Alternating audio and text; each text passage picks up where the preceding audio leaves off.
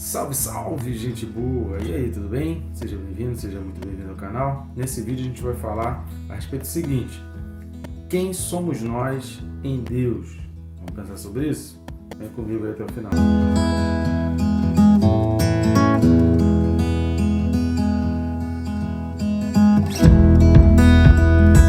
Só que antes, né, querido? Se você não está inscrito aí, sempre aquele lembrete para você se inscrever. Aproveita e clica no sininho para você receber as notificações e ser informado a cada vídeo novo. Curta, comenta, compartilha. Vamos levar essa palavra de Deus cada vez mais longe. Posso contar contigo? Muito obrigado a você que já está fazendo isso. E vamos direto ao texto. O texto desse vídeo, Apocalipse capítulo 1. E aí nós vamos ler a parte B do versículo 5 e o versículo 6. Apocalipse 1, 5b e 6 diz assim: Há aquele que nos ama e pelo seu sangue nos libertou dos nossos pecados e nos constituiu reino, sacerdotes para o seu Deus e Pai. A ele a glória e o domínio pelos séculos dos séculos. Amém. Amém. A gente precisa ler esse texto e entender com a luz de Êxodo capítulo 19, versículos 5 e 6 também.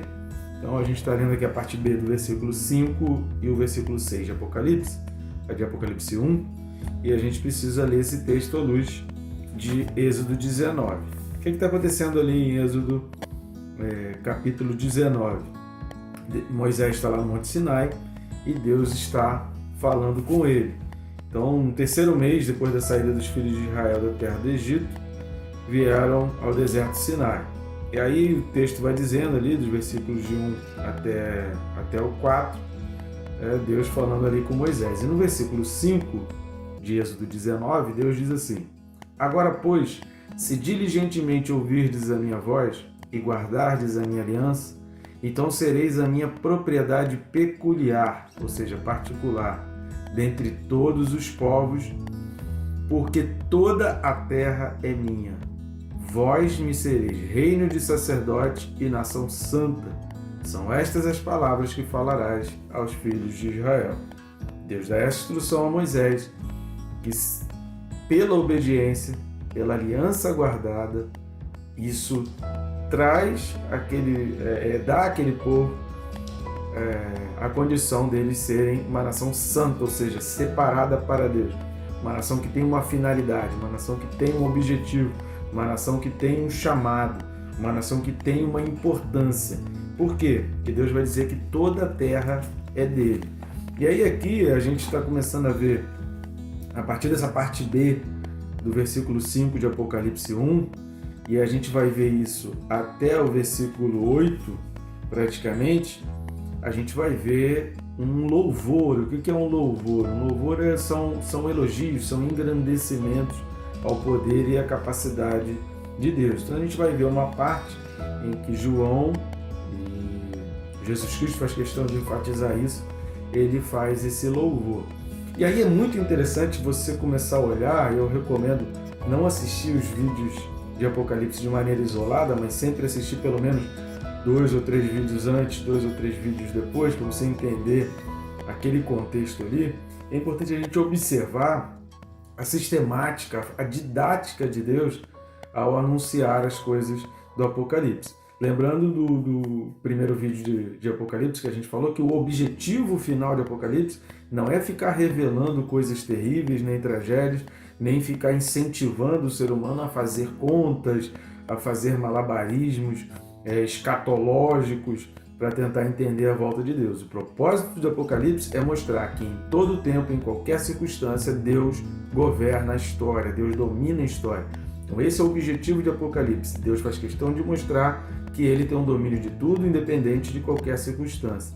E aí aqui, ele, antes dele fazer os anúncios, antes de Jesus começar a dizer, olha, coisas terríveis vão acontecer, vai acontecer isso e isso, antes de que João e o público recebedor dessa carta pudesse ficar impactado, ou triste, ou amedrontado com as coisas que iriam acontecer, que até então eles não sabiam se isso era um futuro distante ou se era alguma coisa próximo a eles, uma vez que o público dessa carta, para quem João estava escrevendo, já vivia a época de muita perseguição, de muita morte, de muita destruição de cristãos.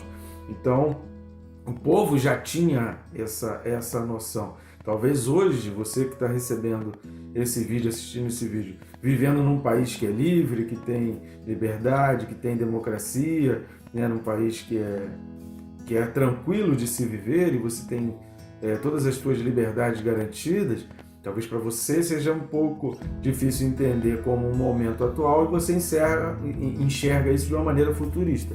Para aquele povo daquela época, o raciocínio não era bem esse. Eles enxergavam muito de forma próxima, uma coisa que pudesse ser bem próxima a eles. Essa noção de urgência deles, de que eles precisavam ser o que Deus queria que eles fossem, preparados para um futuro de uma segunda volta de Jesus, fazia deles cada vez mais santos, cada vez mais buscando a santidade, o preparo, cada vez mais tendo intimidade com Deus. Consequentemente, e aí é uma consequência dessa busca, dessa intimidade, o povo via mais poder e mais milagres e vivenciava coisas que talvez a gente não viva hoje, porque muita gente hoje tem uma expectativa muito distante da volta de Jesus. E isso é muito ruim, quando a gente vive a vida com uma expectativa achando que Jesus falta muito para voltar, que tem muita coisa. Ele pode voltar amanhã, querido. Não se esqueça que a gente tem um objetivo aqui de botar a Bíblia inteira, versículo a versículo, no YouTube, mas isso de repente pode não acontecer, porque Jesus pode voltar antes, e eu sei que eu serei levado. Então, João está falando aqui, olha, para aquele, né, esse aquele aqui está craseado, significa para aquele que nos ama, e pelo seu sangue nos libertou dos pecados, nos constituiu reino, sacerdote para Deus, a ele a glória e o domínio pelos séculos dos séculos. Por que entender essa didática é importante? Por que entender quem nós somos em Deus, ele é importante diante de um futuro? Querido, não, por mais que você queira melhoras para a tua vida, por mais que a gente ore, e eu também oro, por situações melhores, por prosperidade, por tempos de paz, a gente não pode esquecer que a gente vive uma iminência de que o mundo vá piorar para que Jesus volte. Então, isso é uma consequência profética, Deus profetizou que isso iria acontecer, então que a gente, por mais que a gente queira viver o melhor, a gente não pode deixar de entender que às vezes as coisas piorarem numa conjuntura macro, numa conjuntura econômica, numa conjuntura social a nível de mundo e até de regionais, né, particulares de determinada região, a gente não pode deixar de entender que há um propósito de Deus em todas as coisas e que Deus tem um propósito nisso. Então, essa preparação de um louvor, de um engrandecimento a Deus, isso traz ao teu coração essa preparação para qualquer dificuldade que venha.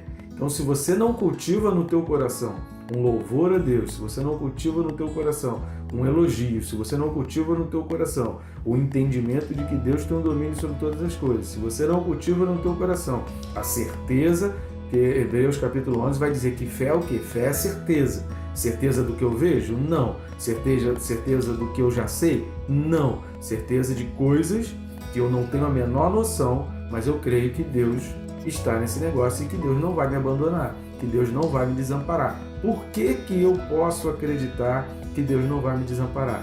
Porque Êxodo capítulo 19 vai dizer que aqueles que são obedientes, aqueles que guardam os mandamentos, eles são constituídos reino e sacerdote. E porque João no capítulo 1, versículo 5b e versículo 6, vai trazer essa ideia dizendo que, olha, em Cristo Jesus nós somos esse reino de sacerdote. Então, quem somos nós? Uma vez obedientes à palavra e uma vez recebendo a Cristo como Salvador, repare na sequência que João está elogiando aquele que nos ama. Então, para aquele que nos ama, se a gente cortar botar entre parênteses isso que João está falando aqui, a gente dizia, ó, para aquele que nos ama, a ele seja a glória e o domínio pelos séculos dos séculos. Então, João está fazendo um elogio, está fazendo um louvor e um engrandecimento a Deus. Agora, nesse meio do caminho, João está dizendo assim, ele nos ama, Jesus Cristo, e pelo seu sangue nos libertou dos nossos pecados. Então, como que pelo sangue há libertação de pecados? Através de eu crer. Então, em primeiro lugar, eu preciso crer que o sacrifício de Jesus foi real, eu preciso crer que Jesus foi um segundo Adão, eu preciso entender que houve um primeiro Adão por onde entrou o pecado. Se eu não acredito em Gênesis de 1 a 3, eu não vou conseguir entender a cruz de Cristo. A gente já falou isso em vários outros vídeos anteriores. Por isso, o diabo ele tenta desmistificar, ele tenta fazer com que seja uma historinha, uma fábula, o que está relatado em Gênesis de 1 a 3. Se eu não entendo o primeiro Adão, eu não vou conseguir entender a obra do segundo Adão. E aí vai ficar difícil para eu crer. Então eu preciso entender que o pecado entrou no mundo, eu preciso entender... Aí tem aquelas 4 leis espirituais, dá uma pesquisada aí sobre livrinho sem palavras, as 4 leis espirituais, para você entender melhor. Não vou explicar aqui o livrinho sem palavras, a gente não vai ter tempo para isso.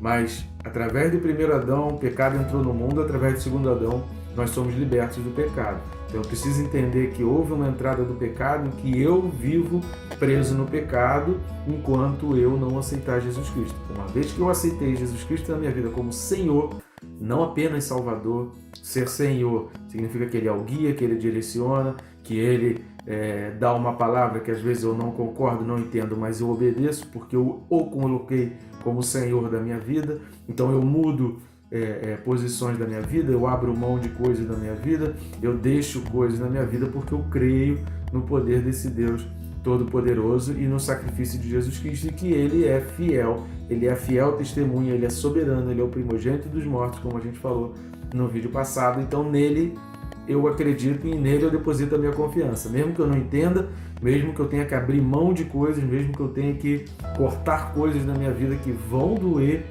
mas eu confio no Jesus Cristo.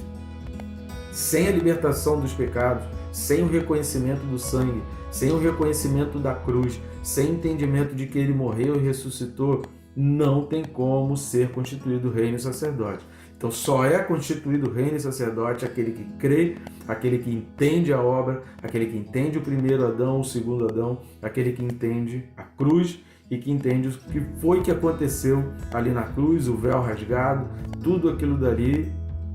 Eu preciso crer e entender isso, e para isso eu preciso ler a palavra, estudar a palavra para conhecer isso. E aí, quem somos nós em Deus?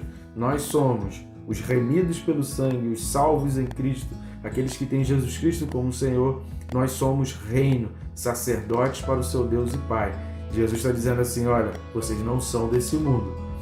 Coisas terríveis vão acontecer nesse mundo, mas antes que eu anuncie as coisas terríveis que vão acontecer nesse mundo, eu quero dizer, vocês não são desse mundo. Vocês pertencem a um reino que não fazem parte desse mundo. Vocês fazem parte de um reino que é transcendental. Esse mundo, ele não aprisiona vocês. As coisas que acontecem nesse mundo, eles não sufocam vocês, eles não prendem vocês. Vocês não têm as limitações que esse mundo tem. Vocês são muito mais além do que isso. Vocês vão muito mais longe do que isso, porque vocês são reino, vocês são sacerdotes e o reino de vocês vai durar para sempre. Por isso diz: a Ele a glória e o domínio pelos séculos dos séculos. Ou seja, não há limite de tempo, não há limite de circunstâncias, não há limite padronizado por esse mundo, não há limite posto nesse mundo que vai impedir o reinado de Jesus Cristo. E nós, aqueles que aceitam, aqueles que reconhecem Jesus como Senhor, aqueles que reconhecem que Jesus morreu na cruz do Calvário para salvar, aqueles que entendem que através do primeiro Adão o pecado entrou no mundo e eu nasci nesse pecado, aqueles que entendem que há um momento na nossa vida que a gente precisa dizer: Jesus Cristo, Senhor, Senhor da minha vida, eu reconheço a tua cruz, eu reconheço o teu sangue, me lava. Eu preciso fazer essa oração. Se você não fez ainda, então termine esse vídeo e faça essa oração dizendo: Jesus Cristo, lava-me dos meus pecados. Eu quero ser esse reino de sacerdote. Eu quero ser essa nação santa, separada, que não vai ser atingida pelas coisas desse mundo, porque o reino extrapola as coisas desse mundo. O reino vai além, o reino é muito maior do que esse mundo. O reino de Jesus Cristo é maior do que esse mundo. Se você não fez essa oração ainda, então para aí e faz. Jesus Cristo, eu te aceito como meu Senhor. Muda minha vida, transforma, vê se há em mim algum caminho mau, mas guia-me no caminho eterno. Essa foi a oração de Davi. Pesquisa aí se você vai achar aí na tua Bíblia. Tá bom, gente boa? Quem somos nós para Deus? Nós somos um reino vitorioso e que vai reinar pelos séculos dos séculos, independente do que aconteça nesse mundo. Que Deus te abençoe, rica e abundantemente.